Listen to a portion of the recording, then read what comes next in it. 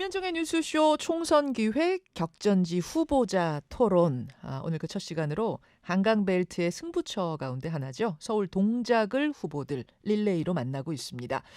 국민의힘 나경원 후보에 이어서 이번에는 더불어민주당으로 갑니다. 기호 1번 류삼영 후보 지금 연결이 돼 있습니다.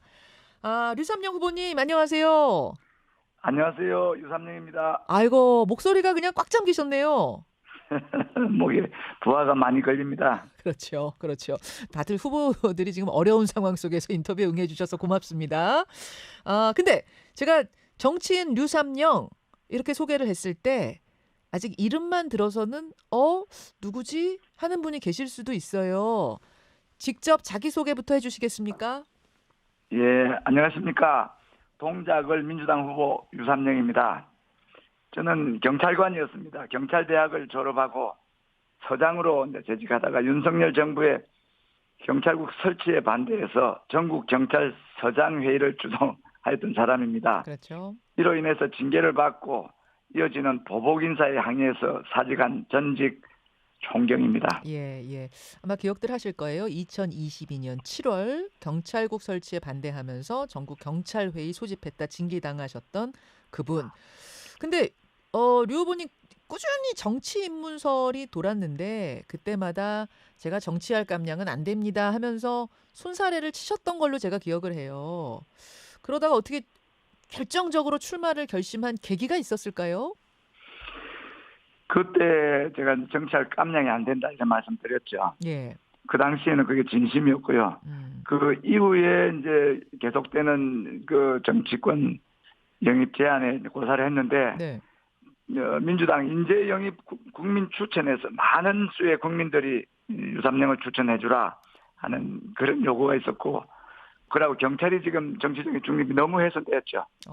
지금 경찰서장 회의를 한 것은 경찰 내에서 제가 경찰국을 반대하는 그런 역할을 할 수 있었기 때문인데, 예. 퇴직한 지금 상황에서 제가 할 수 있는 것은 다른 방법이 없기 때문에 결국엔 잘못된 정치를 바로잡기 위해서는 정치에 입문하는 것이 가장 효과적이고 유일하다 이렇게 생각을 한 겁니다. 고향은 부산이고 근무지도 그쪽 지방이었기 때문에 아마 출마도 PK 쪽이 되지 않겠는가 이런 관측들이 많았는데 어떻게 서울 동작을 택하셨습니까? 예, 이번 선거가 윤석열 정권을 심판해야 됩니다. 국민이 너무 살기가 어렵고 우리나라가 위태로운 상황인데 이런 윤석열 정권을 제대로 심판하고 편하게 심판하기 위해서 서울 한복판에서 윤석열 정권의 탄생에 책임 있는 여당 중진 후보와 싸워 이김으로써 정권 심판을 바라는 우리 국민의 의지를 한번 확인해보고자 서울 동작을에 출마한 겁니다. 서울이라는 상징성, 거기다가 여당 중진과의 맞대결이라는 상징성, 이 두 가지를 다 생각하신. 알겠습니다. 여기서 공통 질문들이죠. 서울 동작을에 왜 꼭 유삼영이어야 하는가? 출마의 변부터요. 한 분은 사선 중진이시고 어정경이 많기 때문에 유리할 것 같지만 최근에 이제 여당 선거에서 보셨을 것입니다. 윤석열 정권에 대해서 정치적인 외압이나 압력에 굴한 거죠. 아시다시피 국회의원은 정부를 견제하는 기능도 상당히 있는데 정부를 견제해야 될 국회의원으로서의 자질 중에 가장 중요한 게 굴하지 않는 마음, 중요한 것은 꺾이지 않는 마음인데 상대 후보는 이미 한번 꺾인 분이에요. 국민들이 다 아실 겁니다. 그 꺾였다 하면 당 대표 선거 그 말씀하시는 걸까요? 그렇죠.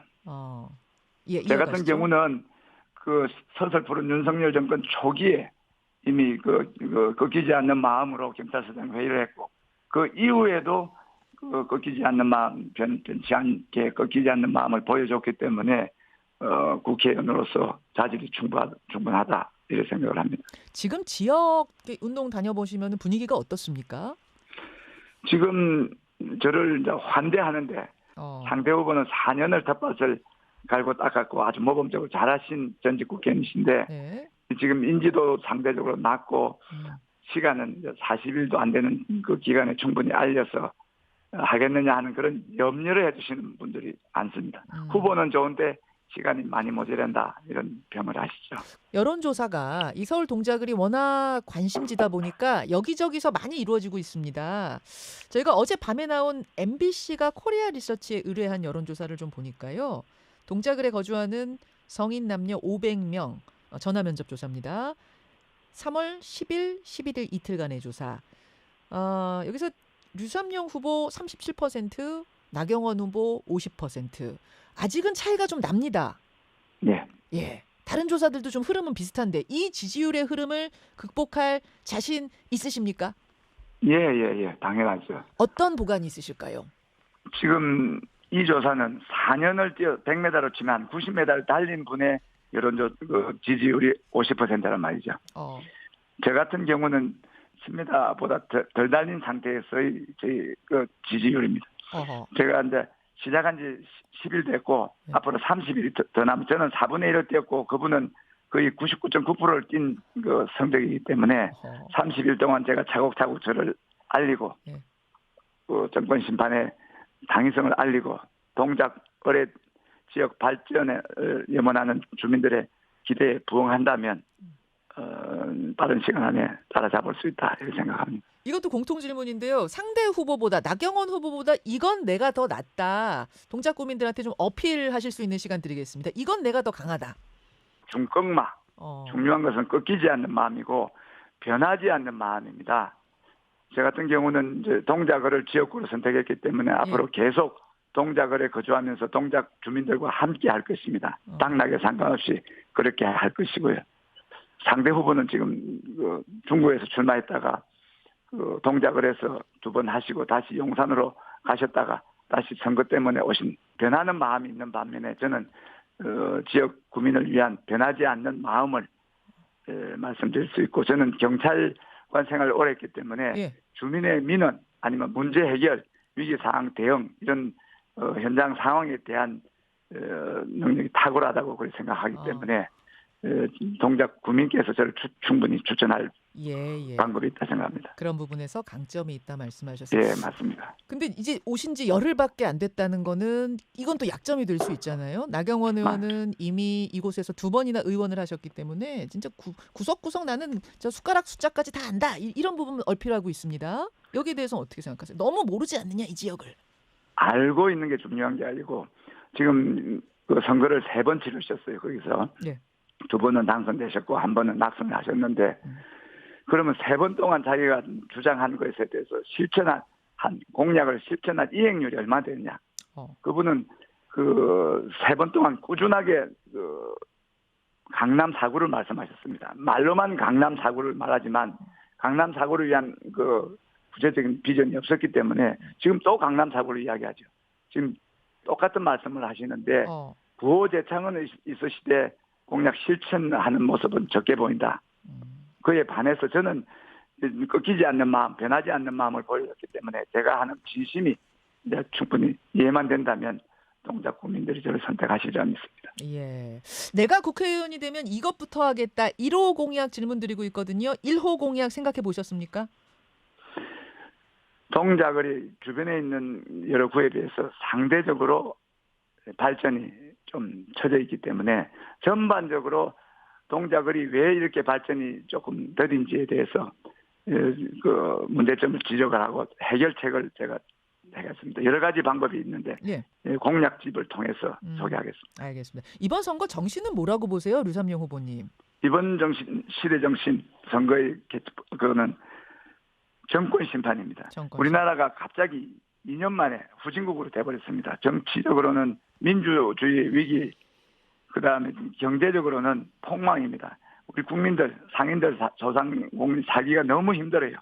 이 살기 힘든 원인이 뭔가 하면 경험이 없고 전문성이 없는 검사들이 국정의 주요 의사결정 자리에 가서 있으면서도 민생이나 경제에 대한 관심이 없습니다. 지금 경제 정책에 이름이 없는 거예요.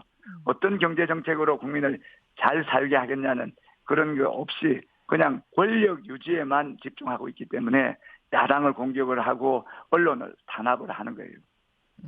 중요한 것은 국민이 잘 먹고 잘 사는 것인데 그래서 윤석열 정권의 무능함과 무도함이 우리나라를 위기에 빠뜨렸기 때문에 이번 선거의 정신은 정권 심판입니다. 예.